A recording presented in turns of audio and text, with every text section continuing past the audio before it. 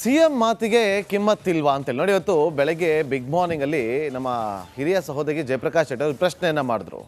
ಇಲ್ಲಿ ಸಿಎಂ ಯಾರು, ಸಿಎಂ ಮಾತು ಕೇಳಬೇಕಾಗಿರೋದು ಯಾರು, ಯಾಕೆ ಕೇಳ್ತಾ ಇಲ್ಲ, ಹೋಮ್ ಮಿನಿಸ್ಟರ್ ಯಾರು, ಯಾಕೆ ಕೇಳ್ತಾ ಇಲ್ಲ, ಯಾರು ನಿಮ್ಮನ್ನು ಆಯ್ಕೆ ಮಾಡು ಅಂತ ಪ್ರಶ್ನೆಯನ್ನ ಮಾಡಿದ್ರು. ಈಗ ಇದೇ ವಿಚಾರವನ್ನು ಕೂಡ ಮತ್ತೊಮ್ಮೆ ಪ್ರಶ್ನೆಯನ್ನ ಮಾಡ್ತಾ ಇದ್ದೀವಿ.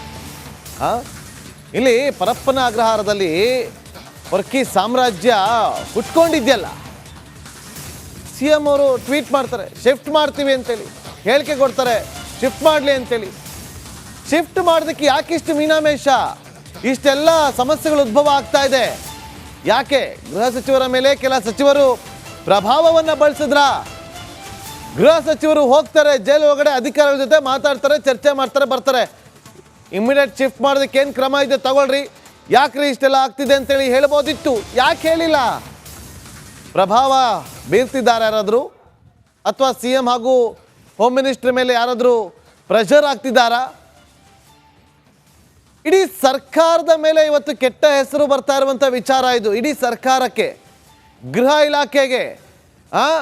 ಇವತ್ತು ಎಷ್ಟು ಜನ ಅಲ್ಲಿ ಕೈದಿಗಳಿದ್ದಾರೆ, ಹೊರಗಡೆ ಎಷ್ಟು ಜನ ಇದ್ದಾರೆ, ಏನು ಸಂದೇಶ ಹೋಗ್ತಾ ಇದೆ?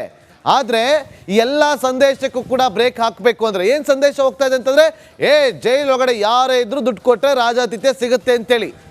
ಇದಕ್ಕೆ ನೀವು ಕಡಿವಾಣ ಹಾಕಿ ಒಂದು ಒಳ್ಳೆ ಸಂದೇಶವನ್ನು ಕೊಡಬೇಕು ಅಂತಂದರೆ ಒಂದು ಕ್ರಮವನ್ನು ತೆಗೆದುಕೊಳ್ಳಿ. ಆಗಿಲ್ಲ ಅಂತಂದರೆ ಹೇಳಿಬಿಡಿ, ಸಿಸ್ಟಮೇ ಈ ರೀತಿ ಕುಲ್ಗೆಟ್ಟೋಗಿದೆ ಅಂತೇಳಿ ಎಲ್ಲರೂ ಸುಮ್ಮನಾಗ್ತಾರೆ. ಮತ್ತಷ್ಟು ಮಾಹಿತಿಯನ್ನು ಕೊಡೋದಕ್ಕೆ ನಮ್ಮ ಕ್ರೈಮ್ ರಿಪೋರ್ಟರ್ ನಾಗರಾಜ್ ನೇರ ಸಂಪರ್ಕದಲ್ಲಿದ್ದಾರೆ. ನಾಗರಾಜ್, ಸಿ ಎಂ ಮತ್ತು ಹೋಮ್ ಮಿನಿಸ್ಟರ್ ಮಾತಿಗೆ ಕಿಮ್ಮತ್ತೇ ಇಲ್ವಾ? ಹೋಮ್ ಮಿನಿಸ್ಟರ್ ಹೇಳಿದ್ರು ಬೇರೆ ಕಡೆ ಶಿಫ್ಟ್ ಮಾಡೋದ್ರ ಬಗ್ಗೆ ನಾವು ಬೇರೆ ಜೈಲ್ಗಳಲ್ಲಿ ಯಾವ ರೀತಿಯಾಗಿದೆ ನಾವು ಮಾಹಿತಿಯನ್ನು ಪಡ್ಕೊಳ್ತಾ ಇದ್ದೀವಿ ಅಂತ ನಿನ್ನೆ ಬೆಳಗ್ಗೆ. ಅದಾದಮೇಲೆ ಮಧ್ಯಾಹ್ನ ಪರಪ್ಪನಗರ ಕೇಂದ್ರ ಕಾರಾಗೃಹ ಹೊರಗಡೆ ಹೋಗ್ತಾರೆ, ವಾಪಸ್ ಬರ್ತಾರೆ, ಹೇಳ್ತಾರೆ ಶಿಫ್ಟ್ ಮಾಡೋ ಅಗತ್ಯ ಇಲ್ಲ ಅಂತೇಳಿ, ಶಿಫ್ಟ್ ಮಾಡಲ್ಲ ಅಂತ ಹೇಳ್ತಾರೆ. ಸಿ ಎಂ ಕೂಡ ನಾವು ಆಲೋಚನೆ ಮಾಡ್ತೀವಿ ಅಂತ ಹೇಳ್ತಾರೆ. ಒಂದು ಕಡೆ ಶಿಫ್ಟ್ ಮಾಡಲೇಬೇಕು ಅಂತ ಹೇಳ್ತಾರೆ, ಶಿಫ್ಟ್ ಮಾಡಿದ್ದೀನಿ ಅಂತ ಹೇಳ್ತಾರೆ. ಆದರೆ ಇವರ ಮಾತಿಗೆ ಕಿಮ್ಮತ್ತಿಲ್ಲ ಅಂತನಾ?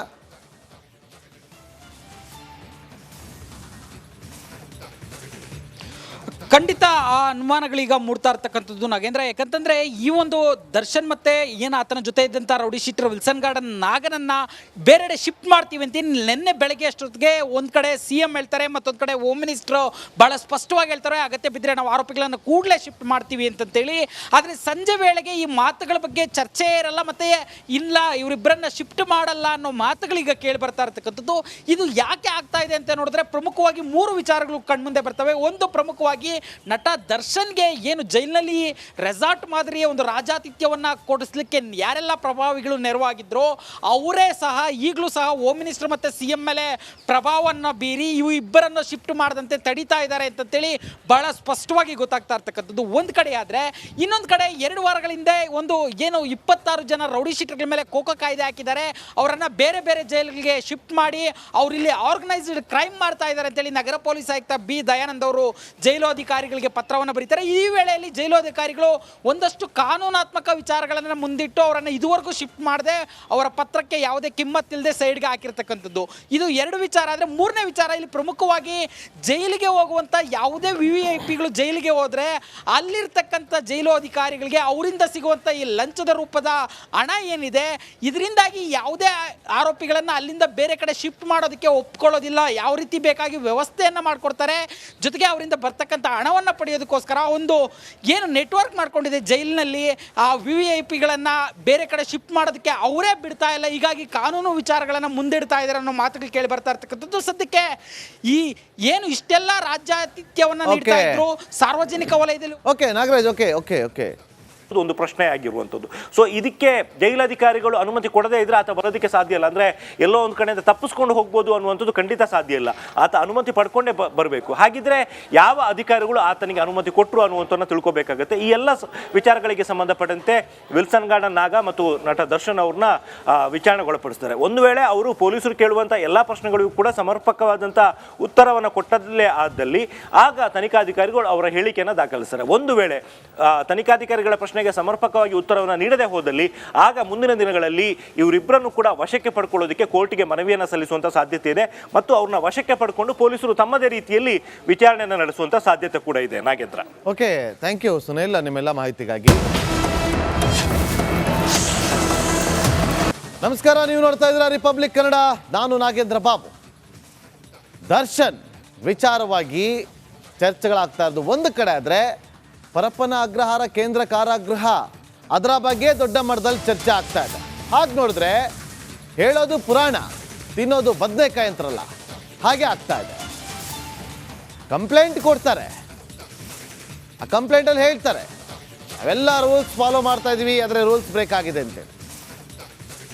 ಇಷ್ಟಿಷ್ಟು ಉದ್ದ ರೂಲ್ಸ್ ಫಾಲೋ ಮಾಡ್ತಾ ಇದ್ವಿ ಅಂತ ಹೇಳ್ಕೊಳ್ತಾರೆ, ಆದರೆ ಅದೇ ಬ್ರೇಕ್ ಆಗ್ತಾ ಇದೆ. ಕಂಪ್ಲೇಂಟ್ ಕಾಪಿನಾಗಿದೆ, ಅದು ಕೊಡೋಂಗಿಲ್ಲ, ಎಲ್ಲವೂ ಕೂಡ ರದ್ದಾಗಿದೆ ಅಂತೇಳಿ. ಆದರೆ ಕೈಗೆ ಹೋಗಿದ್ದು ಹೇಗೆ? ಅದೇ ಹೇಳಿದ್ದು, ಹೇಳೋದು ಪುರಾಣ, ಮಾಡೋದು ಬದನೆಕಾಯಿ ಅಂತಾರಲ್ಲ, ಹಾಗಾಗಿದೆ. ತಿನ್ನೋದು ಬದನೆಕಾಯಿ, ಅದೇ ರೀತಿಯಾಗಿ ಆಗಿರುವಂಥದ್ದು. ಈಗ ಕಾರ್ಯವೈಖರಿ ಮ್ಯಾನ್ಯಲ್, ಜೈಲ್ ಮ್ಯಾನ್ಯಲಲ್ಲಿ ಎಲ್ಲವೂ ಕೂಡ ಇದೆ, ಆದರೆ ಆ ಮ್ಯಾನ್ಯಲ್ ಅದೇ ರೀತಿಯಾಗಿ ಫಾಲೋ ಆಗ್ತಾ ಇದೆಯಾ, ಇಲ್ಲ ಅನ್ನೋದೇ ಈಗಿರುವಂಥ ವಿಚಾರ. ಈ ಪ್ರಶ್ನೆ ಯಾಕೆ ಉದ್ಭವ ಆಗಿದೆ ಅಂತಂದರೆ, ಜೈಲು ಅಧಿಕಾರಿಗಳೇ ಕೊಟ್ಟಿರುವಂಥ ದೂರಿನಲ್ಲಿರುವಂಥ ವಿಚಾರ. ಜೈಲು ಅಧಿಕಾರಿಗಳೇ ಕಂಪ್ಲೇಂಟ್ ಕೊಟ್ಟು ನೋಡಿ. ಈಗ 3 FIR ಆಗಿದೆ. ಟೇಬಲ್ ಮೇಲೆ, ಕುರ್ಚಿ ಮೇಲೆ ಕುಳಿತುಕೊಂಡು, ಕೈನಲ್ಲಿ ಮಗ್ಗಿಡ್ಕೊಂಡು, ಕೈನಲ್ಲಿ ಸಿಗರೇಟ್ ಹಿಡ್ಕೊಂಡಿದ್ರೆ ಕೈನಾಗಿರೋದು ಸಿಗರೇಟ್ ಅಂತ ಗೊತ್ತು, ಆದರೆ ಮಗ್ಗಲ್ಲಿ ಏನಿದೆ ಅಂತ ನಮಗೆ ಗೊತ್ತಿಲ್ಲ. ಇದೆಲ್ಲ ಹೇಗೆ ಬಂತು ಅಂತೇಳಿ ಒಂದು FIR ಆಗಿದೆ. ಮತ್ತೊಂದು ಕಡೆ ರೌಡಿಗಳ ಜೊತೆ ಕಾಂಟ್ಯಾಕ್ಟ್, ಬೇರೆ ಬೇರೆ ವಿಚಾರಗಳು, ಇದೆಲ್ಲ ಒಟ್ಟು 3 FIRಗಳು ದಾಖಲಾಗಿರುವಂಥದ್ದು. ಆ 3 FIRನ ಪ್ರತಿಯನ್ನು ಗಮನಿಸಿದಾಗ ಈ ಅನುಮಾನ ಮೂಡಿದ್ದು. ಮತ್ತಷ್ಟು ಮಾಹಿತಿಯನ್ನು ಕೊಡೋದಕ್ಕೆ ನಮ್ಮ ಸೀನಿಯರ್ ಕ್ರೈಮ್ ರಿಪೋರ್ಟರ್ ಸುನಿಲ್ ಈಗ ಲೈವ್ನಲ್ಲಿ ಜಾಯ್ನ್ ಆಗಿದ್ದಾರೆ. ಸುನಿಲ್, ರೂಲ್ಸ್ ಇದೆ, ರೂಲ್ಸ್ ಫಾಲೋ ಮಾಡ್ತೀವಿ ಅಂತ ಹೇಳ್ತಾರೆ, ಆದರೆ ಅದು ರೂಲ್ಸ್ ಫಾಲೋ ಆಗಲ್ಲ. ಆ ಜಿಸ್ಟನ್ನು ನಾವು ಗಮನಿಸಿದ್ವಿ, FIR ಕಾಪಿ ಜಿಸ್ಟನ್ನು, ಅದರಲ್ಲಿ ಹೇಳಿದ್ದಾರೆ ಎಲ್ಲವೂ ಕೂಡ ರದ್ದಾಗಿದೆ ಅಂತೇಳಿ. ಆದರೆ ಇಲ್ಲಿ ಹೇಗೆ ಬರುತ್ತೆ ಸುನಿಲ್, ಹೇಗೆ ತನಿಖೆ ಆಗುತ್ತೆ ಈಗ? ಎಸ್ ನಾಗೇಂದ್ರ ಬಾಬು, ಪರಪ್ಪನ ಅಗ್ರಹಾರ ಜೈಲಿನಲ್ಲಿ ದರ್ಶನ್ ಸೇರಿದಂತೆ ಜೊತೆಗಿದ್ದಂತಹ ಕೈದಿಗಳಿಗೆ ರಾಜಾತಿಥ್ಯ ನೀಡಿದಂತಹ ಒಂದು ಆರೋಪದ ಮೇರೆಗೆ ಈಗ ಒಟ್ಟು 3 ಪ್ರಕರಣಗಳು ದಾಖಲಾಗಿರುವಂಥದ್ದು. ಸೊ ಈ 3 ಪ್ರಕರಣಗಳು ಏನೇನು ಮತ್ತು ಯಾವ ರೀತಿ ತನಿಖೆ ನಡೆಯುತ್ತೆ ಅನ್ನುವಂಥದ್ದನ್ನು ನೋಡ್ತಾ ಹೋದರೆ, ಮೊದಲನೇ 2 ಪ್ರಕರಣಗಳು ಅಂದರೆ ಕ್ರೈಮ್ ನಂಬರ್ 418 ಮತ್ತು 419, ಈ 2 ಪ್ರಕರಣಗಳಲ್ಲಿ ನಟ ದರ್ಶನ್ A1 ಆರೋಪಿಯಾಗಿದ್ದಾರೆ. ಇದರಲ್ಲಿ ಒಂದನೇ ಆರೋಪ ಇರುವಂಥದ್ದು ಅಂದರೆ ಕ್ರೈಮ್ ನಂಬರ್ 418 ಇರುವಂಥ ಒಂದು ಆರೋಪ ಏನು ಅಂತ ಹೇಳಿದರೆ, ನಟ ದರ್ಶನ್ ಅವರು ವಿಡಿಯೋ ಕಾಲ್ನಲ್ಲಿ ಮಾತನಾಡಿರುವಂಥದ್ದು ವಿಚಾರಕ್ಕೆ ಸಂಬಂಧಪಟ್ಟಂತೆ ಪ್ರಕರಣ ದಾಖಲಾಗಿರುವಂಥದ್ದು. ಸೊ ಇದರಲ್ಲಿ ನಾಗರಾಜ್, ಅದೇ ರೀತಿಯಲ್ಲಿ ಶ್ರೀನಿವಾಸ್ ಇವರೆಲ್ಲರೂ ಕೂಡ ಇದ್ದಾರೆ. ಪ್ರಮುಖವಾಗಿ ಆ ಒಂದು ಲಾನ್ನಲ್ಲಿ ಕೂತ್ಕೊಂಡಿದ್ದಂತಹ ಟೈಮ್ನಲ್ಲಿ ಆತನ ಕೈಗೆ ಸಿಗರೇಟ್ ಹೇಗೆ ಬಂತು ಅನ್ನುವಂಥದ್ದು ಒಂದು ಪ್ರಶ್ನೆ. ಆದರೆ ಈ ಫೋಟೋವನ್ನು ಯಾರು ತಗೊಂಡ್ರು ಮತ್ತು ಇದು ಹೇಗೆ ಹೊರಗಡೆ ಹೋಯಿತು ಅನ್ನುವಂಥದ್ದು, ಯಾಕೆಂದರೆ ಜೈಲಿನ ಒಳಗಡೆ ಜಾಮರ್ ಇದೆ, ಮೊಬೈಲ್ನ ಬಳಕೆ ಮಾಡುವಂಗಿಲ್ಲ. ಇಷ್ಟೆಲ್ಲ ಆದರೂ ಕೂಡ ಇವರು ಮೊಬೈಲ್ ಬಳಕೆ ಮಾಡ್ತಾ ಇದ್ದುದು ಹೇಗೆ ಮತ್ತು ಇವರಿಗೆ ಇಂಟರ್ನೆಟ್ ಸೌಲಭ್ಯ ಹೇಗೆ ಸಿಕ್ತು ಅನ್ನುವಂಥದ್ದು ಒಂದು ಪ್ರಶ್ನೆ. ಇನ್ನು ಎರಡನೇದಾಗಿರುವಂಥದ್ದು, ಈ ಒಂದು ವಿಡಿಯೋ ಕಾಲ್ನಲ್ಲಿ ದರ್ಶನ್ ಮಾತನಾಡೋದಕ್ಕೆ ಆತನಿಗೆ ಮೊಬೈಲ್ನ ಕೊಟ್ಟಿದ್ದು ಯಾರು ಮತ್ತು ಅಲ್ಲೂ ಕೂಡ ಇಂಟರ್ನೆಟ್ ಆಕ್ಸೆಸ್ ಯಾವ ರೀತಿ ಸಿಕ್ತು ಅನ್ನುವಂಥ ಒಂದು ಪ್ರಶ್ನೆ ಬರುತ್ತೆ. ಸೊ ಇಲ್ಲಿ ಇನ್ನೊಂದಷ್ಟು ಅನುಮಾನಗಳು ಇರೋದಕ್ಕೆ ಕಾರಣ ಏನು ಅಂತ ಹೇಳಿದರೆ, ಇದೇ ಒಂದು ಜೈಲಿನ ಒಳಭಾಗದಲ್ಲಿ ಒಂದು ಆಸ್ಪತ್ರೆ ಇದೆ. ಈ ಒಂದು ಆಸ್ಪತ್ರೆ ಬಳಿ ವೈದ್ಯರು ಒಳಗಡೆ ಹೋಗ್ತಾರಲ್ಲ, ಅವರಿಗೆ ಮೊಬೈಲ್ನ ತಗೊಂಡು ಹೋಗೋದಕ್ಕೆ ಒಂದು ಅವಕಾಶ ಇದೆ.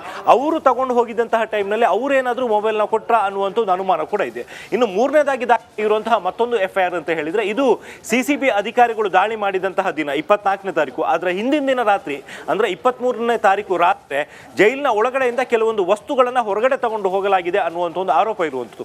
ಇದು ನಿಜಕ್ಕೂ ಕೂಡ ಹಾಸ್ಯಾಸ್ಪದ ಅನ್ಸುತ್ತೆ. ಯಾಕೆಂತ ಹೇಳಿದ್ರೆ 24ನೇ ತಾರೀಕು ಈ CCB ಅಧಿಕಾರಿಗಳು ಪರಪ್ಪನ ಅಗ್ರಹಾರ ಜೈಲಿನ ಮೇಲ್ಗಡೆ ದಾಳಿ ಮಾಡಬೇಕು ಅನ್ನುವಂಥ ಪ್ಲಾನ್ ಮಾಡ್ಕೊಂಡಿದ್ದು ಹಿಂದಿನ ದಿನ ರಾತ್ರಿನೇ ಲೀಕ್ ಆಗಿದೆ. ಅಂದರೆ ಎಷ್ಟರ ಮಟ್ಟಿಗೆ ಕಾನ್ಫಿಡೆನ್ಷಿಯಲ್ ಆಗಿ CCB ಅಧಿಕಾರಿಗಳು ಈ ಒಂದು ಮೀಟಿಂಗ್ನ ಮಾಡಿದ್ದಾರೆ ಮತ್ತು ನಾಳೆ ದಾಳಿ ಮಾಡಬೇಕು ಅನ್ನುವಂಥದ್ರ ಬಗ್ಗೆ ಪ್ಲಾನ್ ಮಾಡಿದ್ರು ಅನ್ನುವಂಥದ್ದು ಸ್ಪಷ್ಟವಾಗಿ ಗೊತ್ತಾಗುತ್ತೆ. ಮತ್ತು ಇದರಲ್ಲಿ 3 ಜನ ಜೈಲಿನ ಸಿಬ್ಬಂದಿ ಕೂಡ ಇನ್ವಾಲ್ವ್ ಆಗಿದ್ದಾರೆ ಅನ್ನುವಂಥದ್ದು ಒಂದು FIR ನಲ್ಲಿ ಉಲ್ಲೇಖ ಆಗಿರುವಂಥದ್ದು. ಸೊ ಈಗ ಪ್ರಕರಣದ ತನಿಖೆಯನ್ನು ಒಟ್ಟು 3 ಜನ ತನಿಖಾಧಿಕಾರಿಗಳಿಗೆ ವಹಿಸಲಾಗಿದೆ. ಅದರಲ್ಲಿ 2 ಪ್ರಕರಣಗಳಿಗೆ ಸಂಬಂಧಪಟ್ಟಂತೆ ಇವತ್ತು ಬೆಳಗ್ಗೆ 11 ಗಂಟೆಗೆ ತನಿಖಾಧಿಕಾರಿಗಳು ಪರಪ್ಪನ ಅಗ್ರಹಾರ ಜೈಲಿಗೆ ಹೋಗ್ತಾರೆ. ಅಲ್ಲಿ ನಟ ದರ್ಶನ್ ಸೇರಿದಂತೆ ವಿಲ್ಸನ್ ಗಾರ್ಡನ್ ನಾಗ ಇವರೆಲ್ಲರನ್ನು ಕೂಡ ವಿಚಾರಣೆಗೊಳಪಡಿಸ್ತಾರೆ. ಒಂದು ವೇಳೆ ಅವರು ವಿಚಾರಣೆಗೆ ಸ್ಪಂದಿಸಿದ್ರೆ ಓಕೆ, ಇಲ್ಲ ಅಂತಾದ್ರೆ ಮುಂದಿನ ದಿನಗಳಲ್ಲಿ ಕೋರ್ಟ್ನ ಅನುಮತಿ ಪಡ್ಕೊಂಡು ಅವ್ರನ್ನ ಕಸ್ಟಡಿ ಪಡ್ಕೊಂಡು ವಿಚಾರಣೆ ನಡೆಸುವಂತ ಸಾಧ್ಯತೆ ಇದೆ.